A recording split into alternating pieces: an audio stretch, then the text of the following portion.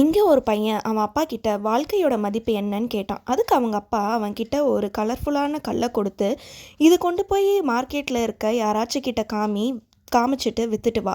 அவங்க கிட்ட எதுவுமே சொல்லாமல் வெறும் உன்னோட விரலை தூக்கி 2 ஃபிங்கர்ஸை மட்டும் காமி அப்படின்னு சொன்னாங்க. இவனும் அந்த கல்லை எடுத்துட்டு மார்க்கெட்டுக்கு போனான். எல்லாத்துக்கிட்டையும் கேட்டான். ஆனால் கடைசியில் ஒரே ஒரு பொண்ணு மட்டும் அதை வாங்கிக்கிறேன்னு சொன்னாங்க. இவனும் எதுவுமே சொல்லாமல் அவன் கையை தூக்கி 2 காமிச்சான். அப்போ அந்த பொண்ணு அவன்கிட்ட 2 ரூபா எடுத்து காமிச்சு. அந்த இடத்துல அவன் எதுவுமே சொல்லாமல் உடனே ஓடி போய் அவங்க அப்பா கிட்ட சொன்னான். அப்பா, நான் இந்த மாதிரி காமிச்சு அவங்க 2 ரூபா தந்தாங்கன்னு.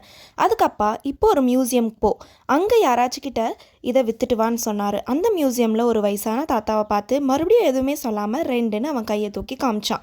அப்போ அவங்க 2000 ரூபா எடுத்து கொடுத்தாங்க.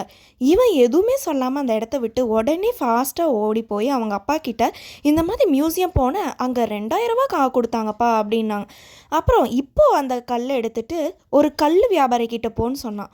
அவனும் கல் வியாபாரிக்கிட்ட போய் எதுவுமே சொல்லாமல் 2 விரலை தூக்கி காமிச்சான். அவங்களோ 2 லட்சம் கொடுத்தாங்க.